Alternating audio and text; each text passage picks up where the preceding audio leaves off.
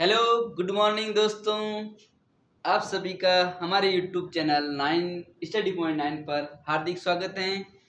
देखिए, फिर आज वापस हमारा शिक्षण अभिरुचि का पार्ट नंबर 3 हम लेके आए हैं आपके सामने, जिसमें आज हमारा टॉपिक रहेगा संप्रेषण के बारे में, और उसके हम प्रैक्टिस सेट आपके सामने एलईडी पर प्रस्तुत करेंगे और प्रैक्टिस करके, अभ्यास करके हम अपने इस टॉपिक को, संप्रेषण टॉपिक का नाम है, उनको बेहतर एक नया आयाम देंगे। तो देखिए, अब आपको मैं बता दूं, हमारे यूट्यूब चैनल में जैसा कि आपको पता है कि सुबह से शाम तक क्लासेस चलती रहती हैं। बीएसटीसी पीटीटी का जो इंट्रेंस एग्जाम है, उसके लिए सबसे बेस्ट फैकल्टी आपके सामने है। रीजनिंग के किशोर सर हैं, राजस्थान जीके के मुकेश सर हैं, शिक्षण अभिरुचि के जो आप देख रहे हैं मैं खुद हूँ, और हिंदी व्याकरण के सीताराम जी सर हैं, और इंडिया जीके के जो हमारे यूट्यूब चैनल के ओनर हैं मनोहर जी सर, और राजनीति विज्ञान आपको वही पढ़ाएंगे। तो ये बेस्ट फैकल्टी आपके जो सपने हैं उनको नया आयाम देंगे, अपने सपनों को पूरा करेंगे। तो इसी के साथ आज अपन पढ़ेंगे शिक्षण अभिरुचि में पार्ट 3, जिसमें संप्रेषण के टॉपिक होंगे। तो मैं आपको बता दूं, संप्रेषण वैसे क्या होता है कि अपनी बात या अपने संदेश को आदान प्रदान करना ही संप्रेषण है। वैसे संप्रेषण का इंग्लिश में मतलब कम्युनिकेशन, जो लैटिन भाषा के शब्द कम्युनिस से बना हुआ है, जिसका मतलब कॉमन होता है, मतलब सामान्य। तो इसका मतलब हो गया संप्रेषण का कि सामान्य व्यक्ति या सामान्य भाव अपने विचारों का आदान प्रदान ही संप्रेषण कहलाता है। तो संप्रेषण पर आधारित कुछ क्वेश्चनों का अभ्यास करेंगे। तो सबसे पहले आपके सामने क्वेश्चन नंबर 1 आ रहा है, जिसमें आपको पता चलेगा कि संप्रेषण का अर्थ क्या होता है। तो क्वेश्चन नंबर 1 क्या कहता है, संप्रेषण का अर्थ क्या है, जिसमें ऑप्शन नंबर 1 है एक व्यक्ति की बात को अन्य व्यक्ति तक पहुंचाना। क्या ये संप्रेषण की सही परिभाषा है? ऑप्शन नंबर 2, एक व्यक्ति की बात को उसी अर्थ या भाव में अन्य व्यक्ति तक पहुंचाना। ऑप्शन नंबर 3 है अच्छा वक्ता होना, या ऑप्शन नंबर 4 है सदैव सहायक सामग्री द्वारा बात कहना। तो जरा सोचिए इस क्वेश्चन का बेस्ट आंसर क्या हो सकता है, जिसमें आपको 3 में से 3 अंक मिले, और उसके बाद इसका सही आंसर मैं बताता हूं।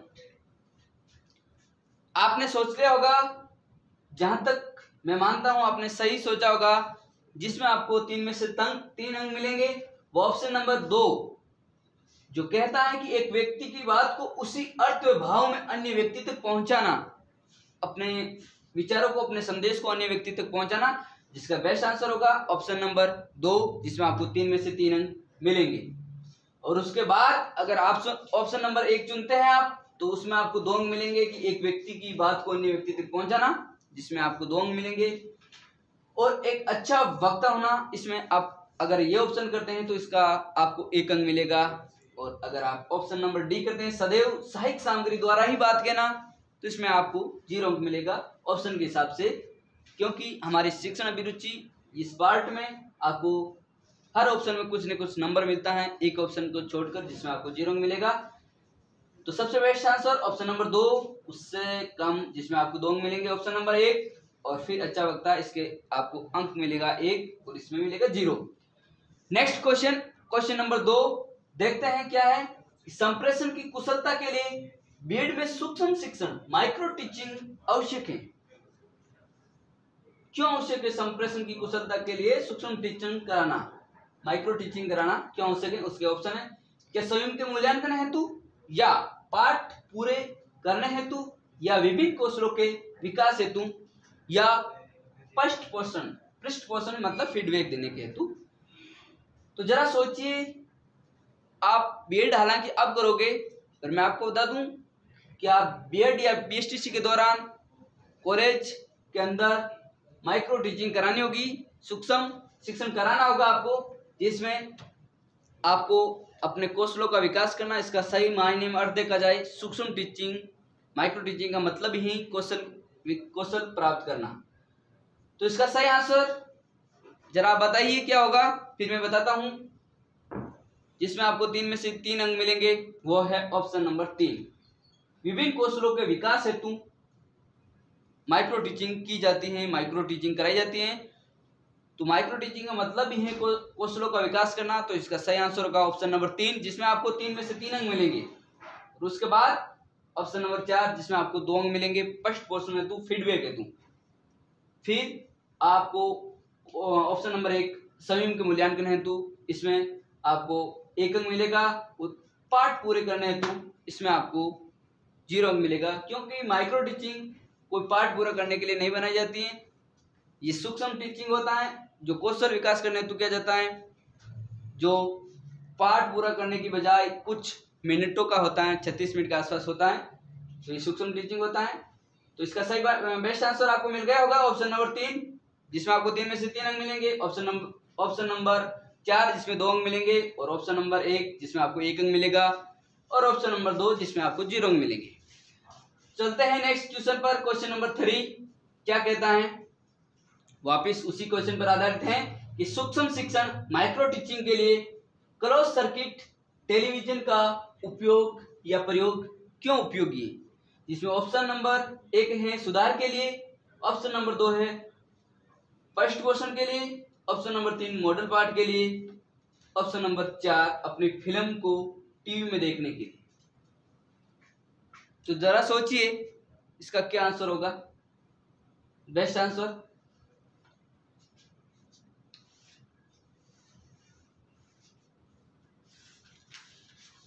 इसका बेस्ट आंसर होगा,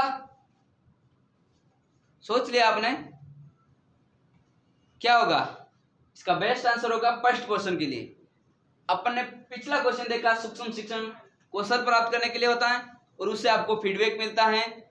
तो इसका सही बेस्ट आंसर होगा फर्स्ट क्वेश्चन के लिए। उसके बाद आपको 2 अंक मिलेंगे, उसमें है कुछ फर्स्ट क्वेश्चन के बाद सुधार करने के लिए, जिसमें आपको 2 अंक मिलेंगे। और उसके बाद मॉडल पार्ट के लिए आपको 1 अंक मिलेगा। और अंतिम रूप से अपनी फिल्म को टीवी में देखने के लिए इसका 0 अंक मिलेगा, क्योंकि टीवी में तो बाद में देखा जाता है। तो ये क्वेश्चन नंबर 3 था, जिसमें बेस्ट आंसर 2, ऑप्शन नंबर 2 जिसमें 3 अंक, ऑप्शन नंबर 1 जिसमें 2 अंक, और ऑप्शन नंबर 3 जिसमें 1 अंक, और ऑप्शन नंबर 4 जिसमें 0 अंक। चलते हैं नेक्स्ट क्वेश्चन नंबर 4। क्या कहता है क्वेश्चन कि कक्षा संप्रेषण के समय विद्यार्थियों को अपना विचार व्यक्त करने का अवसर देने से संप्रेषण कैसे प्रभावित होगा। ये ऑप्शन कह रहा है कि कक्षा संप्रेषण के समय विद्यार्थियों को अपना विचार व्यक्त करने का अवसर देने से संप्रेषण क्या बाधित हो जाता है, या शिक्षक केंद्रित हो जाता है, या सरल हो जाता है, या अपने उद्देश्य की पूर्ति से भटक सकता है। तो जरा सोचिए इसका सही आंसर क्या हो सकता है। आपने सोच लिया होगा। तो इससे पता लग रहा है सीधा सीधा कि अगर विद्यार्थियों को बोलने का अवसर दिया जाएगा तो संप्रेषण तो सरल हो जाता है। संप्रेषण बच्चे के लिए सरल होता है, परंतु इसका बेस्ट आंसर 1 होगा, वह अपने उद्देश्य की पूर्ति से भटक सकता है। इसके ऑप्शन नंबर 4 में आपको 2 अंक मिलेंगे। और ऑप्शन नंबर 2 है शिक्षक केंद्रित हो जाता है, इसमें आपको 1 अंक मिलेगा। लेकिन बाधित हो जाता है, इसमें आपको 0 अंक मिलेगा, क्योंकि ये नकारात्मक है। तो इस क्वेश्चन में बेस्ट आंसर है सरल हो जाता है, अपने उद्देश्य की पूर्ति से भटक सकता है, इसके 2 अंक मिलेंगे। शिक्षक केंद्रित हो जाता है, इसके 1 अंक मिलेगा। बाधित हो जाता है, इसके आपको 0 अंक मिलेंगे। ये था क्वेश्चन नंबर 4। अब नेक्स्ट क्वेश्चन नंबर 5 देखते हैं क्या है। संप्रेषण के समय ध्यान रखना चाहिए, कम्युनिकेशन के समय आपको क्या ध्यान रखने योग्य बातें हैं, ध्यान रखना चाहिए। जिसमें पहला आंसर है संप्रेषी को शारीरिक स्थिति का ध्यान रखना चाहिए। ऑप्शन नंबर 2 संप्रेषी को मनोशारीरिक दशा का ध्यान रखना चाहिए। ऑप्शन नंबर 3 संप्रेषी को आर्थिक स्थिति का ध्यान रखना चाहिए। या ऑप्शन नंबर 4 संप्रेषी की मन स्थिति का ध्यान रखना चाहिए। तो जरा सोचिए संप्रेषण के समय किस बात का सर्वाधिक ध्यान रखना चाहिए। सोच लिया होगा आपने। तो इसका सही आंसर बेस्ट आंसर होगा, जिसमें आपको 3 में से 3 अंक मिलेंगे, वह है ऑप्शन नंबर 2 संप्रेषी की मनो और शारीरिक दशा का ध्यान अत्यावश्यक है। ठीक है, इसमें आपको 3 में से 3 अंक मिलेंगे। और उसके बाद संप्रेषी की शारीरिक स्थिति का ध्यान रखना चाहिए, इसमें आपको 2 अंक मिलेंगे। और संप्रेषी मन स्थिति जिसमें आपको 1 अंक मिलेगा, लेकिन संप्रेषी की आर्थिक स्थिति इसमें आपको 0 अंक मिलेगा, क्योंकि ये नकारात्मक आंसर की ओर जाता है। तो ये था क्वेश्चन नंबर 5। अब नेक्स्ट क्वेश्चन नंबर 6 देखते हैं क्या है। तो ये क्वेश्चन कह रहा है संप्रेषण है। संप्रेषण क्या है? कला है या भाषाई आदान प्रदान है या कला व विज्ञान दोनों हैं या शैक्षिक योग्यता है? तो जरा देखिए इसका आंसर क्या होगा, सोचो।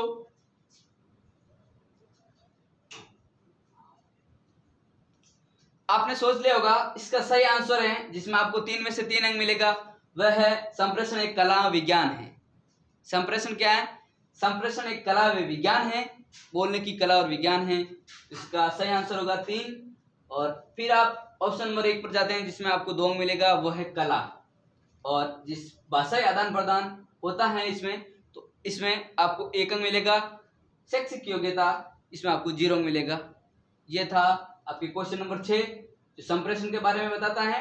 इसका सही आंसर कला और विज्ञान, जिसमें 3 में से 3 अंक मिलेगा, और कला में आपको 2 अंक मिलेगा, और भाषा आदान प्रदान में जिसमें आपको 1 अंक मिलेगा, और शैक्षिक योग्यता जिसमें 0 अंक मिलेगा।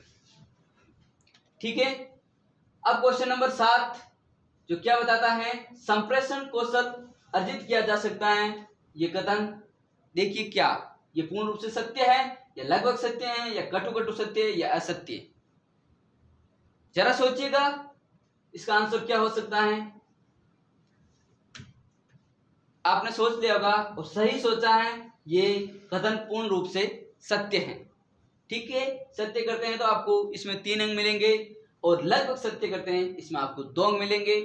कटु सत्य है तो इसमें आपको 1 अंक मिलेगा, और असत्य करते हैं तो आपको 0 अंक मिलेगा, क्योंकि संप्रेषण कौशल अर्जित करना ये बिल्कुल एक सत्य बात है। ये भी एक कला है, विज्ञान है, संप्रेषण एक कौशल है। अब नेक्स्ट क्वेश्चन नंबर 8 पर चलते हैं। क्वेश्चन नंबर 8 कहता है कक्षा संप्रेषण को उद्देश्यपूर्ण बनाने हेतु क्या करना चाहिए? कक्षा संप्रेषण को उद्देश्यपूर्ण बनाने हेतु क्या करना चाहिए? विद्यार्थियों को अपने विचार व्यक्त करने के अवसर नहीं देने चाहिए, या कक्षा की भौतिक व्यवस्था में सुधार होना चाहिए, या विषय वस्तु को क्रमबद्ध रूप से प्रस्तुत करना चाहिए, और ऑप्शन नंबर 4 है विद्यार्थियों के विचार व्यक्त करने के अवसर देने चाहिए। तो जरा सोचिएगा इसका सही आंसर क्या होगा। तो इसका सही आंसर है ऑप्शन नंबर 4, जो आपको 3 अंक दिलाएगा। यह है विद्यार्थियों को विचार व्यक्त करने का अवसर देना चाहिए। अगर ये ऑप्शन करते हैं तो इसमें आपको 3 में से 3 अंक मिलेंगे। और अगर ऑप्शन नंबर 2 को आप चुनते हैं, जो ऑप्शन नंबर 2 है, मतलब इसमें सी ऑप्शन है जिसको 2 अंक मिलेगा, वह है विषय वस्तु को क्रमबद्ध रूप से प्रस्तुत करना। अगर ये ऑप्शन चुनते हैं तो इसमें आपको 2 अंक मिलेगा। और अगर आप ऑप्शन नंबर बे को चुनते हैं, जो कक्षा की भौतिक व्यवस्था में सुधार है, इसमें आपको 1 अंक मिलेगा। और अगर आप ऑप्शन नंबर 1 चुनते हैं, विद्यार्थियों को अपने विचार व्यक्त करने का अवसर ही नहीं देना चाहिए, तो आप गलत हैं, इसमें आपको 0 अंक मिलेगा। ठीक है, क्योंकि ये पूर्ण रूप से नकारात्मक हैं। तो ये थे आपके क्वेश्चन नंबर 8, जिसमें सबसे बेस्ट आंसर है डी था। ठीक है, अब देखते हैं क्वेश्चन नंबर 9 क्या कहता है। क्वेश्चन नंबर 9 कि शिक्षक की भाषाई विद्वता और ज्ञान भंडार संप्रेषण को प्रभावी बनाता है। क्या ये कथन सत्य है? क्वेश्चन वापस पढ़ लीजिएगा कि शिक्षक की भाषाई विद्वता और ज्ञान भंडार संप्रेषण को प्रभावी बनाता, जिसमें ऑप्शन नंबर 1 कहता है असत्य, ऑप्शन नंबर 2 कहता है सत्य है, ऑप्शन नंबर 3 कहता है लगभग सत्य है, और चौथा ऑप्शन कहता है अनिश्चितता। तो जरा सोचिए इस क्वेश्चन के बारे में। ये कथन पूर्ण रूप से सत्य है। अगर आप ऑप्शन नंबर 2 चुनते हैं, जिसमें आपको 3 में से 3 अंक मिलेंगे, और आप ऑप्शन नंबर 3 चुनते हैं लगभग सत्य है, इसमें आपको 2 अंक मिलेंगे, और आप कहते हैं अनिश्चित है तो इसमें 1 अंक मिलेगा, और आप ये कहते हैं कि ये असत्य है तो आपको 0 अंक मिलेगा, क्योंकि ये नकारात्मक पॉइंट है। तो ये अपन का क्वेश्चन नंबर 9 था। अब आज का अंतिम क्वेश्चन नंबर 10 देखते हैं क्या है। आपके स्क्रीन पर प्रदर्शित हो गया है कि क्वेश्चन नंबर 10 कहता है कक्षा संप्रेषण सामाजिक संप्रेषण से पृथक है।